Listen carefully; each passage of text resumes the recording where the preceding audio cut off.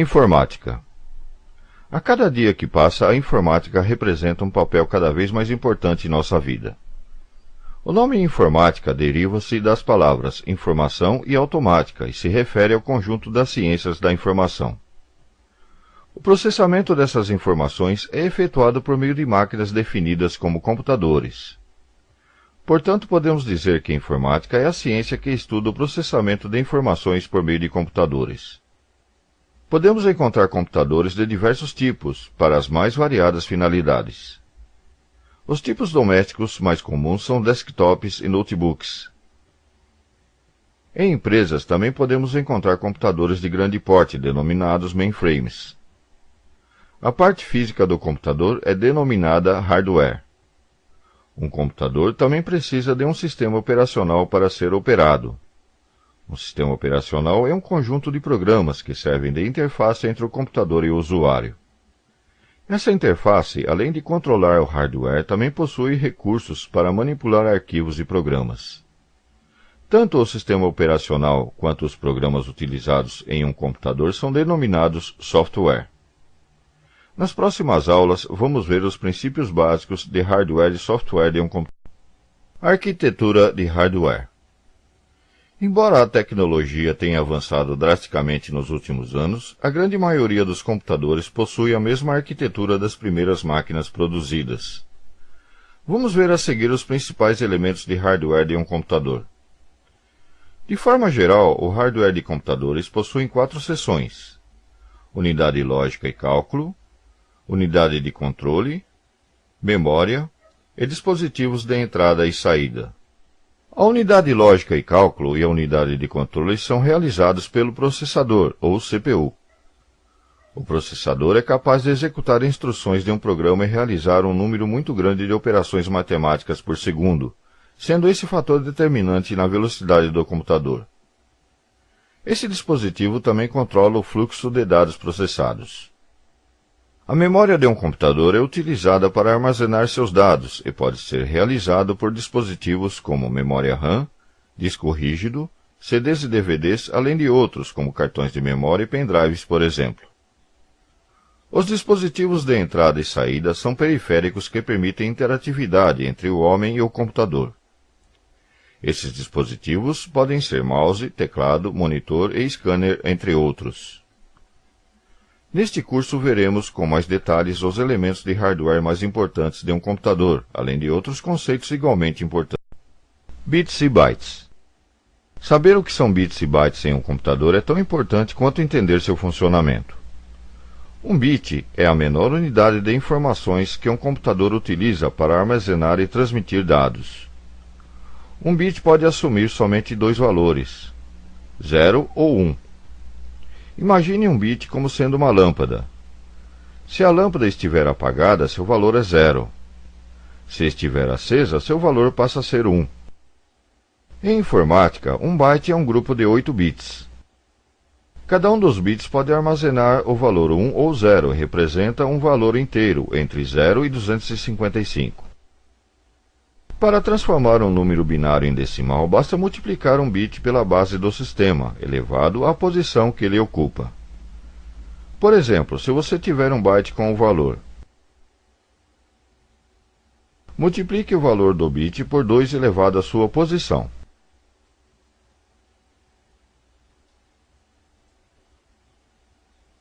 Para obter o valor do byte, some todos os resultados. Outra maneira de obter seu valor em decimais é atribuindo um valor para cada posição, multiplicar pelos bits e somar os seus valores. Embora não seja essencial aprender como calcular números binários em informática, esse conceito servirá para que você entenda como as informações são armazenadas em um computador.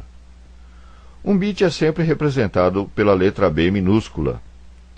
Já um byte é representado por um B maiúsculo. Para representar a quantidade de milhares de bytes, usa-se o termo kilobyte, e é representado pela letra K, seguida pela letra B maiúscula. Para representar milhões de bytes, usa-se megabyte, e é representado pela letra M, seguida de B maiúsculo. Já a casa dos bilhões de bytes são chamados de gigabytes, e é representado pela letra G, seguida por B maiúsculo. Embora bits e bytes tenham os nomes das unidades do Sistema Internacional de Unidades, suas quantidades são expressas utilizando prefixos binários. Dessa forma, os números devem ser múltiplos de 1024 e não de 1000. Por exemplo, 1 kbyte é igual a 1024 bytes e não 1000 bytes, pois representa 2 elevado à 10ª potência. Portanto, 1 megabyte equivale a 1.048.576 bytes, que é elevado a 2 elevado à 20ª potência. Vamos ver na próxima aula uma visão geral sobre a arquitetura de software. Arquitetura de software. Como vimos em aulas passadas, o hardware de um computador por si só não é capaz de executar as tarefas que necessitamos. O que diferencia um computador de outras máquinas é que um computador pode ser programado. A programação utilizada em um computador é chamada de software. Também vimos anteriormente que um computador entende apenas uns e zeros, o que o deixa distante da linguagem humana. A linguagem utilizada em um computador é chamada de baixo nível, e a dos seres humanos é chamada de alto nível. Para que possamos utilizá-lo de maneira prática, precisamos de programas que servem de interface entre o homem e a máquina.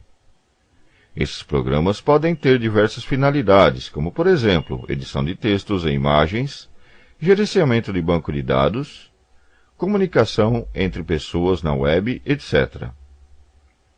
Os programas são copiados de dispositivos de armazenamento, como discos rígidos e CD-ROMs, por exemplo, para a memória do computador. Internamente, o principal responsável pela execução de programas é o processador ou CPU. Esse componente lê uma posição da memória, interpreta uma instrução e a executa. Em seguida, lê a instrução seguinte e repete o processo até o fim. Como podemos ver, um programa é como uma receita, onde você tem os ingredientes que são os dados e as instruções de preparo que são os comandos contidos no programa. As pessoas responsáveis pelo desenvolvimento do software são chamados de programadores. Esses profissionais utilizam linguagens de programação. Essas utilizam uma codificação fácil de ser entendida por seres humanos e depois são convertidos ou compilados para a linguagem do computador. Além dos programas que utilizamos em nosso dia a dia, um computador precisa de um programa que é executado em segundo plano para funcionar. Esse programa é chamado de sistema operacional e é o responsável pela execução de outros programas e a manipulação de dispositivos como monitor, teclado e impressoras, entre outros. O sistema operacional mais utilizado atualmente é o Windows, porém você encontrará outros como Linux, Mac OS X, etc. Neste curso vamos ver como utilizar o Windows de maneira básica e como utilizar outros programas, como os que fazem parte do pacote Bits e Bytes. Saber o que são bits e bytes em um computador é tão importante quanto entender seu funcionamento. Um bit é a menor unidade de informações que um computador utiliza para armazenar e transmitir dados. Um bit pode assumir somente dois valores, 0 ou 1. Imagine um bit como sendo uma lâmpada. Se a lâmpada estiver apagada, seu valor é 0. Se estiver acesa, seu valor passa a ser 1. Em informática, um byte é um grupo de 8 bits. Cada um dos bits pode armazenar o valor 1 ou 0 e representa um valor inteiro entre 0 e 255. Para transformar um número binário em decimal, basta multiplicar um bit pela base do sistema, elevado à posição que ele ocupa. Por exemplo, se você tiver um byte com o valor, multiplique o valor do bit por 2 elevado à sua posição.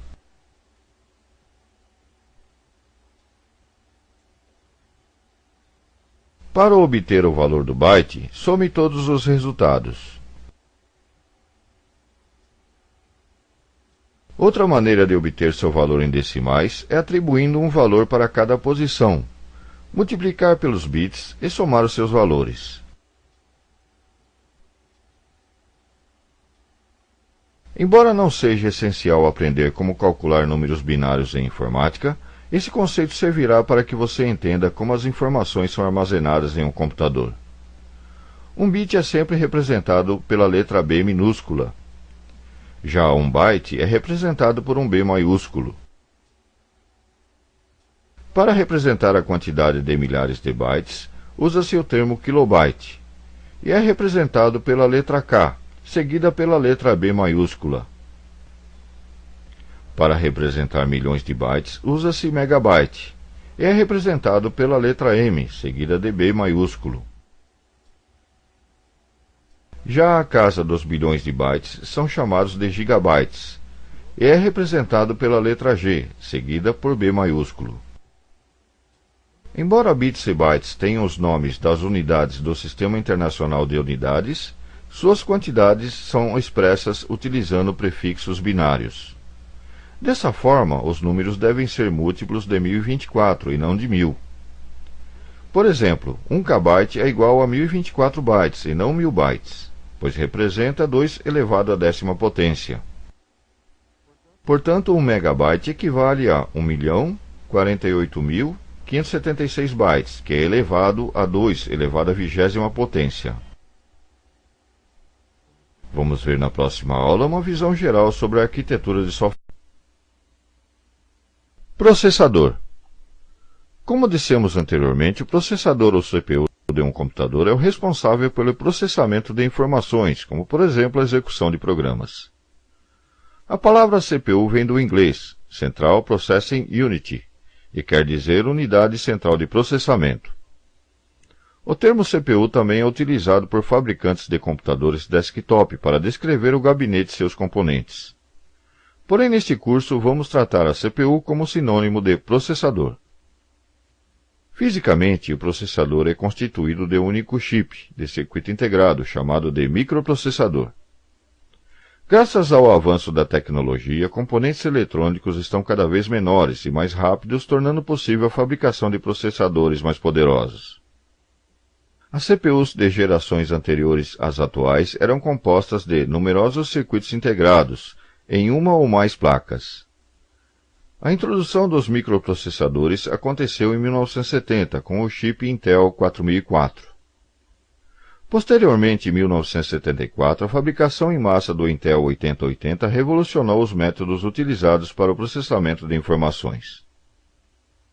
A função principal de um processador é executar uma sequência de instruções armazenadas na memória. O conjunto dessas instruções é chamado de programa. Para que um processador possa funcionar e executar um programa, é necessário receber sinais de sincronização. Esses sinais são gerados por um relógio interno, também conhecido como clock signal. Quanto mais rápido esse sinal, mais rápida será a velocidade do processador. Porém, essa velocidade é limitada pela capacidade do próprio processador executar instruções em um menor espaço de tempo possível. A velocidade dos processadores atuais é medida em GHz. 1 Hz equivale a 1 pulso por segundo. 1000 Hz ou 1 kHz equivale a 1000 pulsos por segundo, assim como 1 MHz equivale a 1 milhão de Hz e 1 GHz equivale a 1 bilhão de Hz. Vamos ver na próxima aula o que é memória. Disco rígido. Disco rígido ou HD, abreviação do inglês hard disk, é um dispositivo de armazenamento de dados. Esse dispositivo faz parte da memória secundária de um computador. Um HD permite que as informações não sejam perdidas quando o computador é desligado, ao contrário da memória RAM mostrada anteriormente. Dessa forma, esse dispositivo pode armazenar o sistema operacional do computador, além de programas e outros arquivos que poderão ser acessados posteriormente. Fisicamente, um disco rígido é formado de vários discos magnéticos e cabeças de leitura e gravação. Os dados são lidos e gravados por essas cabeças em cada um dos discos em alta velocidade. Para gravar e ler dados do disco rígido pelo sistema operacional, é necessário que seja criada uma estrutura organizada. O processo de criação dessa estrutura é chamada de formatação. Um disco rígido possui dois tipos de formatação, física e lógica. A formatação física é realizada na fábrica e consiste na divisão dos discos em trilhas, setores e cilindros, além de isolar partes danificadas do HD chamadas de bad blocks.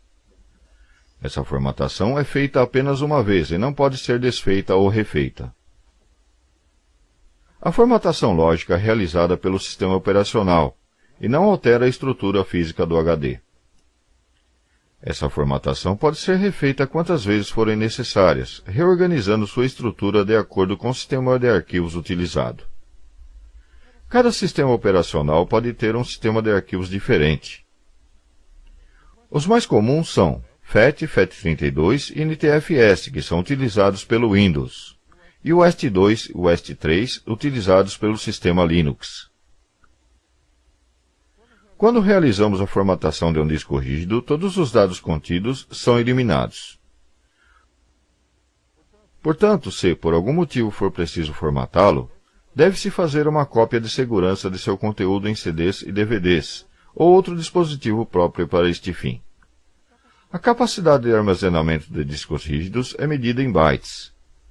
Atualmente, é comum encontrarmos HDs de alta capacidade, que começam com 80 GB e chegam até 2 TB. A tendência é que essa capacidade dobre a cada ano. Vamos ver na próxima aula os principais tipos de CDs utilizados. Memória RAM. A memória RAM de um computador é um dispositivo que permite o armazenamento de dados temporariamente. RAM é a abreviação do inglês de Random Access Memory, significando memória de acesso aleatório. Esse tipo de memória é chamada de primária e permite a leitura e escrita pelo computador. A CPU pode acessar qualquer posição da memória a qualquer momento, daí o termo acesso aleatório. Fisicamente, as memórias RAMs utilizadas em PC são constituídas de um pente com diversos chips soldados a ele. Esses pentes são pequenas placas de circuito impresso e são encaixados em locais próprios para eles, na placa-mãe do computador, chamados de slots. Uma placa-mãe pode ter vários slots permitindo a inserção de diversos pentes de memória. A capacidade de armazenamento dessas memórias é medida em bytes. Nos dias atuais, podemos encontrar pentes de memória com diversas capacidades. Além de sua capacidade em bytes, as memórias RAMs trabalham em uma velocidade medida em MHz. Essa velocidade está relacionada com a quantidade de blocos de dados que a memória pode transferir por segundo. Os arquivos e programas que você utiliza em um PC são colocados nessa memória durante sua manipulação. A memória RAM de um computador é volátil, ou seja, seus dados são apagados quando desligamos o computador. Para evitar a perda desses dados, podemos salvá-los na memória secundária do computador, que é constituída do disco rígido, gravadores de CDs e DVDs e pendrives, entre outros. Vamos ver na próxima aula o que é o disco rígido de um computador. CDs. Outro tipo de memória secundária muito utilizada por computadores são os CDs. Existem diversos tipos de CDs e DVDs que podemos utilizar em computadores. Um CD é constituído de um disco de plástico com orifício no meio. Em uma de suas faces é aplicada uma camada metálica onde são gravados os dados. A face oposta pode ser utilizada para imprimir imagens e textos que identifiquem seu conteúdo. A maioria dos CDs tem uma capacidade de armazenamento de 700 MB. Os primeiros tipos de CDs que surgiram foram os CD-ROMs. CD-ROM é a abreviação de Compact Disc Read Only Memory, ou disco compacto, memória somente de leitura. O termo compacto se deve a seu tamanho na época de seu lançamento, que ocorreu em 1985, e o termo memória somente de leitura refere-se ao conteúdo que pode ser apenas lido e não pode ser alterado. Esses CDs são muito utilizados em distribuição de software, por produtores e editoras, entre outros. CD-ROMs também podem ser utilizados como mídia na produção industrial de CDs de áudio, bastante populares atualmente. Podemos encontrar outros tipos de discos denominados CDR e CDR-W. O R significa recordable ou gravável, e discos desse tipo podem ser gravados apenas uma vez. Já os CDR-W podem ser gravados, apagados e regravados várias vezes. O RW significa Rewritable ou regravável. Os discos CDR e CDR-W permitem que o usuário faça suas próprias gravações, desde que o computador possua um gravador de CDs. Esse tipo de dispositivo possui um laser que efetua a leitura e eventual escrita em espiral pelo disco. Você poderá utilizar esses tipos de discos para salvar seus arquivos e efetuar cópias de segurança de seu computador. Veja na próxima aula os diversos tipos de DVDs, que também podem ser utilizados para salvar e recuperar CDs. Outro tipo de memória secundária muito utilizada por computadores são os CDs. Existem diversos tipos de CDs e DVDs que podemos utilizar em computadores. Um CD é constituído de um disco de plástico com um orifício no meio. Em uma de suas faces é aplicada uma camada metálica onde são gravados os dados. A face oposta pode ser utilizada para imprimir imagens e textos que identifiquem seu conteúdo. A maioria dos CDs tem uma capacidade de armazenamento de 700 MB. Os primeiros tipos de CDs que surgiram foram CD-ROMs. CD-ROM é a abreviação de Compact Disc Read Only Memory, ou disco compacto, memória somente de leitura. O termo compacto se deve a seu tamanho na época de seu lançamento, que ocorreu em 1985, e o termo memória somente de leitura refere-se ao conteúdo que pode ser apenas lido e não pode ser alterado. Esses CDs são muito utilizados em distribuição de software, por produtores, editoras, entre outros. CD-ROMs também podem ser utilizados como mídia na produção industrial de CDs de áudio, bastante populares atualmente. Podemos encontrar outros tipos de discos denominados CDR e CDR-W. O R significa Recordable ou gravável, e discos desse tipo podem ser gravados apenas uma vez. Já os CDR-W podem ser gravados, apagados e regravados várias vezes. O RW significa Rewritable ou regravável. Os discos CDR e CDR-W permitem que o usuário faça suas próprias gravações, desde que o computador possua um gravador de CDs. Esse tipo de dispositivo possui um laser que efetua a leitura e eventual escrita em espiral pelo disco. Você poderá utilizar esses tipos de discos para salvar seus arquivos e efetuar cópias de segurança de seu computador. Veja na próxima aula os diversos tipos de DVDs, que também podem ser utilizados para salvar e recuperar DVDs. Além de CDs, você poderá utilizar DVDs para o armazenamento de dados de um computador. A sigla DVD vem do nome em inglês Digital Video Disc ou Digital Versatile Disc. Em português seria disco digital de vídeo ou disco digital versátil. Fisicamente, CDs e DVDs têm estruturas semelhantes. Porém, um DVD possui uma capacidade de armazenamento muito maior que um CD. Por padrão, um DVD pode armazenar 4,7 GB de dados, contra 700 MB de um CD convencional. Alguns DVDs são chamados de Dual Layer, ou dupla camada, e podem armazenar até 8,5 GB. Originalmente, os DVDs foram projetados como mídia de distribuição de filmes. Atualmente, porém, podemos utilizar DVDs para armazenar diversos tipos de dados diferentes. Além das mídias de vídeo, existem vários tipos de DVDs que podem ser utilizados para esta finalidade. DVD-R permite gravar dados apenas uma vez e pode ser lido pela maioria dos leitores de DVDs. DVD+R, idêntico ao anterior, porém permite a leitura mais rápida, tornando-o ideal para gravações de cópias de segurança de um computador. DVD+R-DL, semelhante ao DVD+R, porém possui uma camada a mais, aumentando sua capacidade de armazenamento. DVD-RW, permite gravar e apagar dados até 1000 vezes. DVD+RW, semelhante ao anterior, porém você poderá alterar seu conteúdo sem precisar apagá-lo. DVD+RW-DL, semelhante ao anterior, porém possui dupla camada, aumentando sua capacidade.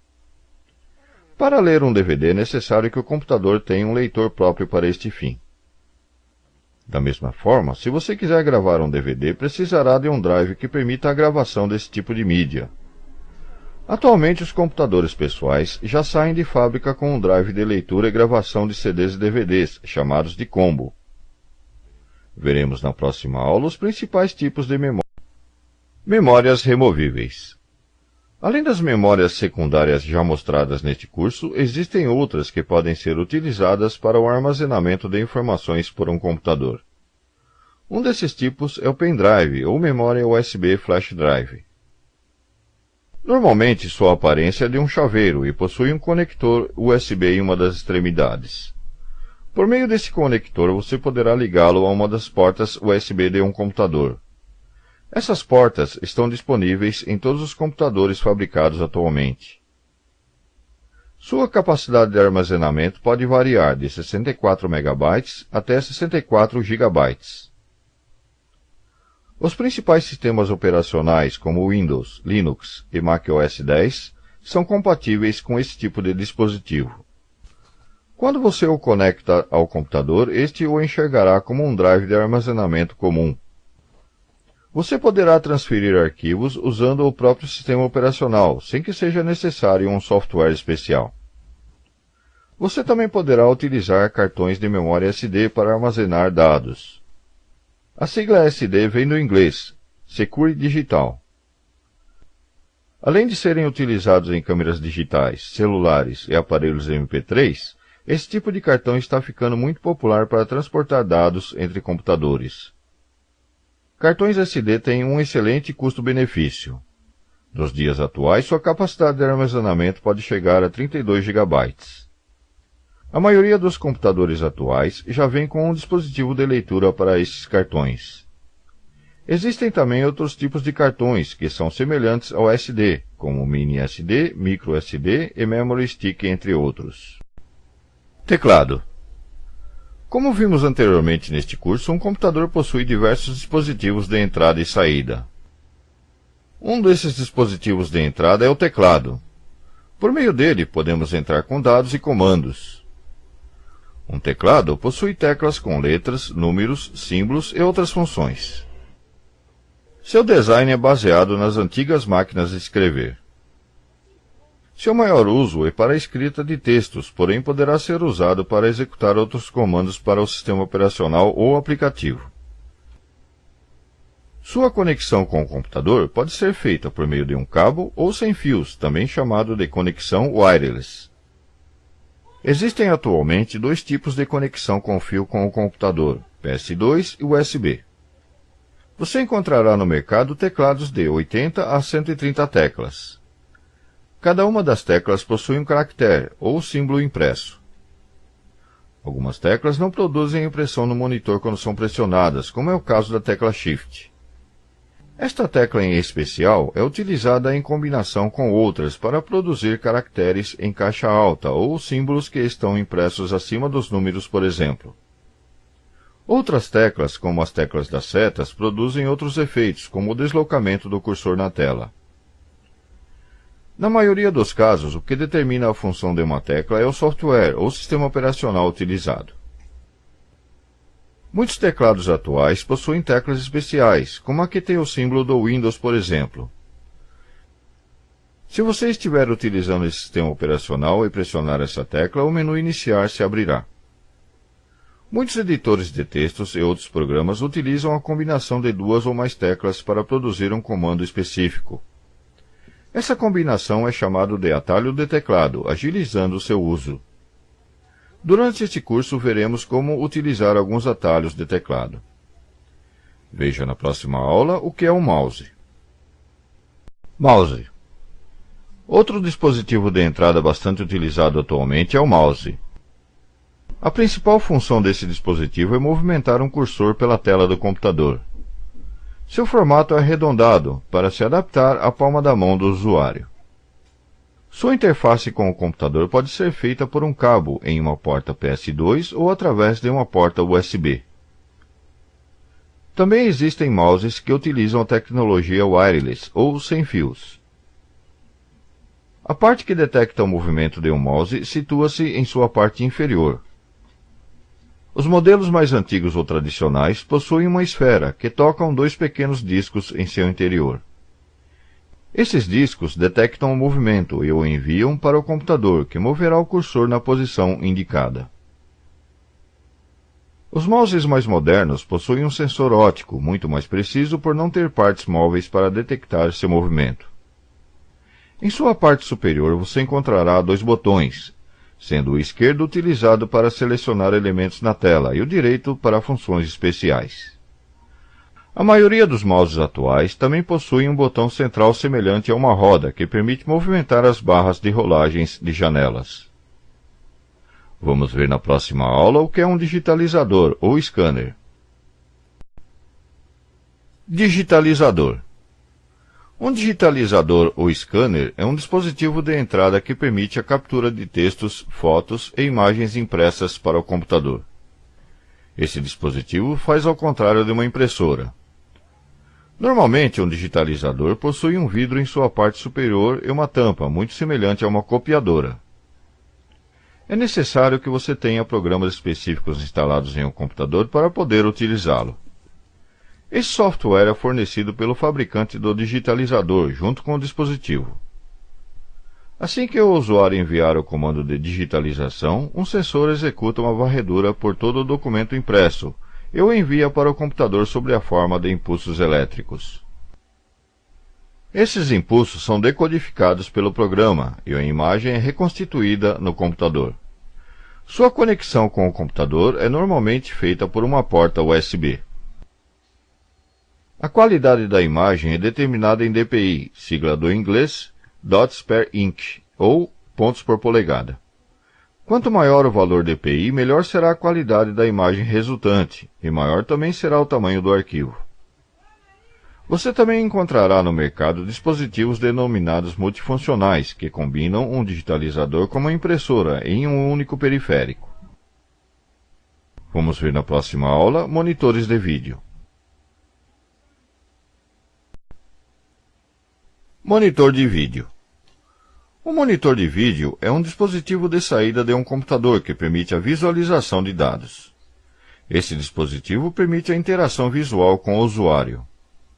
Existem dois tipos principais de monitores, CRT e LCD. A sigla CRT é a abreviação de Cathodic Ray Tube, que significa tubo de raios catódicos. Em um monitor CRT, as imagens são formadas por um feixe de elétrons que atuam sobre um material fosforescente. Esse tipo de monitor possui diversas vantagens, como vida útil prolongada, baixo custo e maior fidelidade de cores. Porém, também possui as desvantagens de consumir mais energia elétrica, peso elevado e ser danoso à saúde se for utilizado por um longo período de tempo. Sua tecnologia é muito semelhante aos televisores convencionais. A sigla LCD significa Liquid Crystal Display, significando tela de cristal líquido. As principais vantagens desse monitor são o baixo consumo de energia elétrica, dimensões e peso reduzidos e a ausência de emissão de radiação nocivas à saúde. Suas maiores desvantagens são o custo maior de fabricação, menor compatibilidade com resoluções a qual foi projetado e pequena distorção de cores. Atualmente, os monitores CRT estão sendo substituídos gradativamente pelos LCD. As dimensões de um monitor são definidas por sua medida diagonal, como as TVs. Os tamanhos 15 e 17 polegadas são ideais para quem trabalha somente com textos, e de 19 para cima para quem trabalha com tratamento de imagens e outros projetos gráficos. Podemos encontrar monitores LCD com a proporção 4x3, que é a padrão, e widescreen, com a proporção 16x9. Sua conexão com o computador é feita por meio de um cabo com um conector VGA padrão. A resolução de um monitor é medida em pixels, que representa o menor elemento gráfico que pode ser exibido. As resoluções mais utilizadas atualmente são de 800 por 600 pixels e 1024 por 768 pixels. Resoluções diferentes podem ser aplicadas ao monitor, porém dependem da placa de vídeo e do sistema operacional instalados no computador.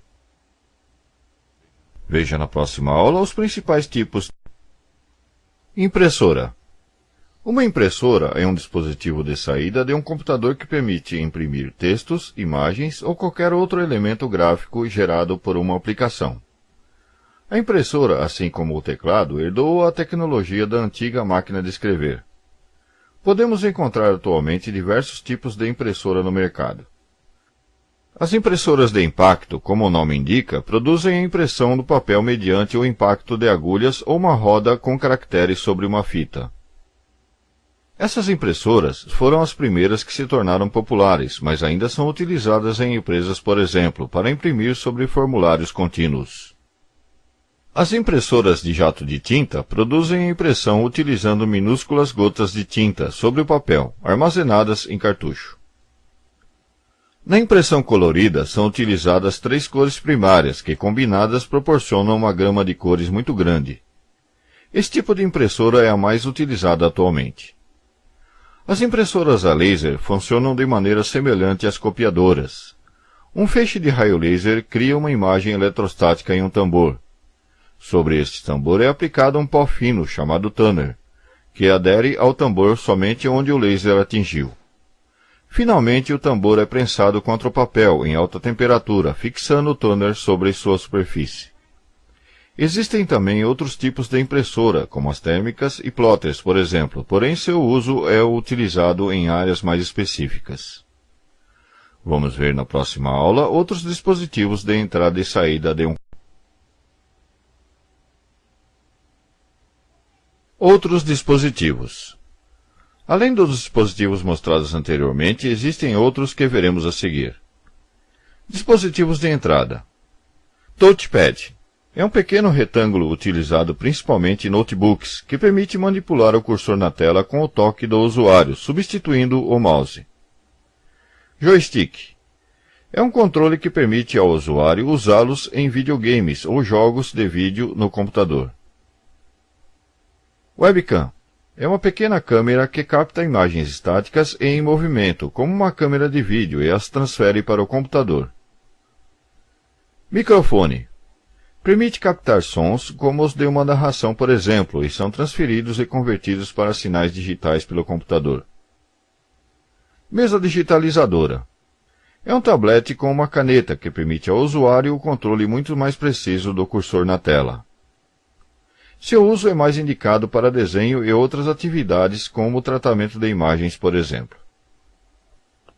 Dispositivos de saída.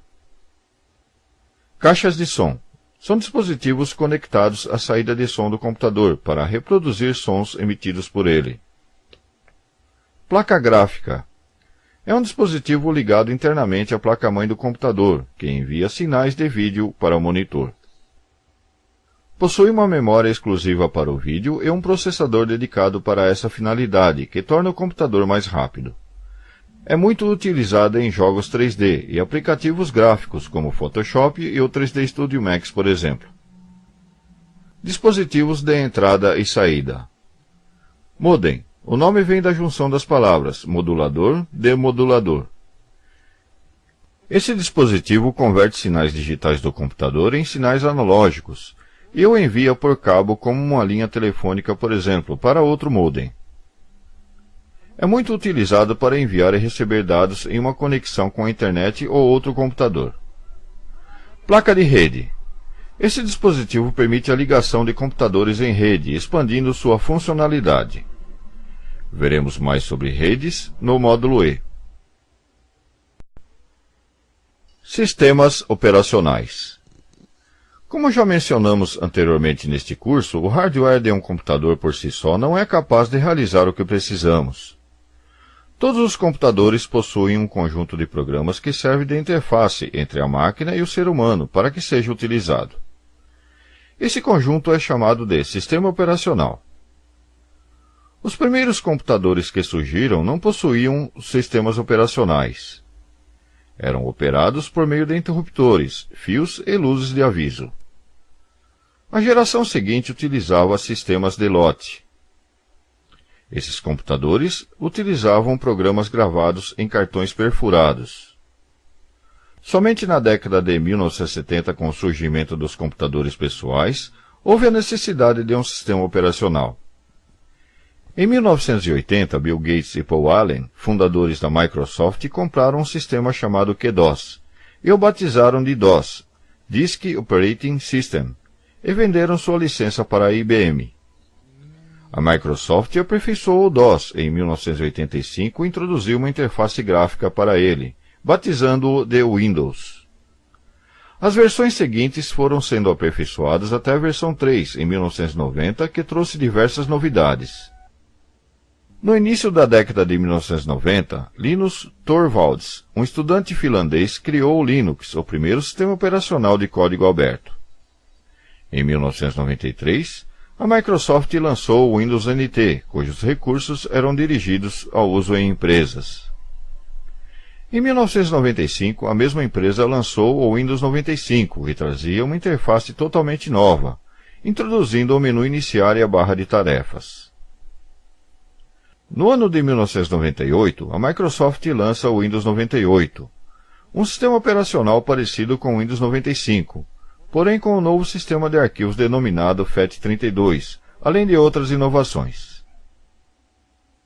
O Windows ME surgiu no ano 2000 e, embora ainda tivesse a aparência do antigo Windows 95, trazia algumas inovações, como o Movie Maker e o Windows Media Player. Em 2001 foi lançado o Windows XP, que trouxe uma interface nova e ainda é considerada por muitos usuários domésticos como a melhor versão do Windows já lançada. Em 2007, a Microsoft lança o Windows Vista, com 6 edições diferentes: Starter Edition, Home Basic, Home Premium, Business Edition, Enterprise Edition e Ultimate Edition. Essa versão trouxe mais aperfeiçoamentos em termos de interface, segurança e inovações gráficas. Outro sistema operacional destinado aos computadores Apple Macintosh é o Mac OS X. A primeira versão foi lançada em 2001, substituindo as versões anteriores do Mac OS. Mostraremos na próxima aula uma visão geral do Windows Vista. O que são redes de computadores? Uma rede de computadores são 2 ou mais computadores conectados entre si, permitindo o compartilhamento de informações e dispositivos que estejam conectados a eles. Individualmente, um computador pode acessar apenas as informações e programas disponíveis em seu disco rígido ou por meio de CDs, DVDs e pendrives. Entretanto, quando conectamos 2 ou mais computadores em rede, podemos acessar mais recursos e informações. Os computadores ligados em uma rede podem ser conectados uns com os outros por meio de cabos ou dispositivos sem fios. Podem também utilizar outros dispositivos, como modems, placas de rede, hubs, roteadores e switches, entre outros. Além da conexão física, os computadores em rede utilizam diversos tipos de protocolos de comunicação. Todos esses itens serão vistos com detalhes durante este curso. Veja na próxima aula quais são os principais tipos de redes existentes. Tipos de redes. Redes de computadores com e sem fios são classificadas por sua extensão, identificadas por siglas, conforme veremos a seguir. Redes pessoais, PAN. As redes pessoais, também conhecidas como PAN, Personal Area Network, são utilizadas para conectar dispositivos fisicamente próximos. Nessa categoria, encontramos também a rede WPAN, ou Wireless Personal Area Network, cuja conexão é efetuada por meio do padrão Bluetooth. Esse tipo de rede permite a conexão de teclados, mouses e celulares, sem a necessidade de fios. Redes locais, LAN. As redes locais são conhecidas como LAN, Local Area Network, e são normalmente utilizadas em residências e pequenas empresas, sendo a distribuição do sinal efetuada por dispositivos fixos, como hubs e switches, por exemplo, e que podem estar conectados com a internet por meio de um modem. Uma variante desse tipo é o WLAN, ou Wireless Local Area Network, que permite essa conexão sem a utilização de fios. Montar uma rede wireless doméstica é muito fácil, permitindo que você e sua família acessem a web em qualquer lugar de sua casa. Redes metropolitanas. As redes metropolitanas conhecidas como MAN, ou Metropolitan Area Network são redes que abrangem o perímetro de uma cidade. Esse tipo de rede já está se tornando bastante comum nas maiores cidades do primeiro mundo, como os Estados Unidos, por exemplo. Quando esses sistemas são conectados sem a utilização de fios, são denominados WMAN, ou Wireless Metropolitan Area Network. Redes de longas distâncias, WAN. As redes de longas distâncias, também chamadas de WAN, ou Wide Area Network, podem abranger uma grande área geográfica, como um país ou continente, e são utilizadas, na maioria das vezes, por grandes corporações.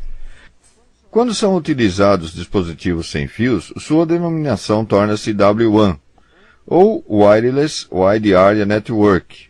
Veja na próxima aula diversos tipos de hardware de rede. Além dos cabos vistos na aula passada, são necessários outros dispositivos usados em uma rede, como placas de rede, hubs, switches, entre outros. Vamos vê-los a seguir. Placa de rede. Uma placa de rede também é chamada de adaptador de rede, ou NIC, e é o principal dispositivo responsável pela comunicação entre os computadores em rede. Sua função é controlar o envio e recebimento de dados através da rede.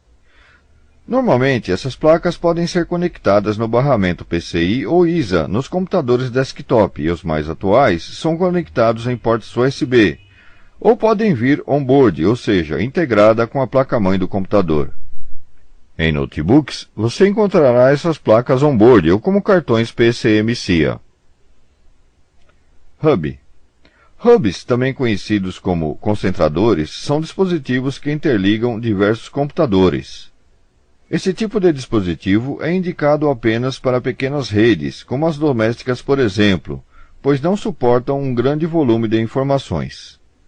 Um concentrador não é capaz de identificar o computador destinatário de uma informação, ele simplesmente a transmite a todos os computadores da rede. Switch. Um switch ou comutador é um dispositivo semelhante a um concentrador utilizado para distribuir dados pela rede. Um comutador possui diversas portas e é capaz de segmentar a rede internamente, sendo essa sua principal diferença com o hub. Esse dispositivo funciona de uma forma semelhante a uma central telefônica, onde as conexões dos equipamentos em rede são feitas de forma exclusiva. Router. Router ou roteador é um dispositivo que recebe informações de um equipamento da rede e seleciona a melhor rota para os dados para o equipamento de destino. Quando o roteador é iniciado, faz um mapeamento da rede, distribuindo endereços para os dispositivos e controlando a rota das informações. Modem. Modem vem da junção das palavras modulador e demodulador. Esse dispositivo converte sinais digitais vindo de um equipamento e os converte em sinais analógicos.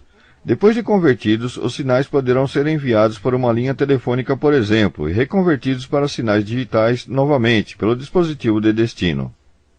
Existem dois tipos de modems, os de acesso discado e os de banda larga. Os de acesso discado são geralmente instalados internamente no computador, em slots PCI. Os modems de banda larga são normalmente conectados a uma entrada USB, na placa da rede ou em dispositivos wireless. Vamos ver na próxima aula os principais protocolos de rede e internet.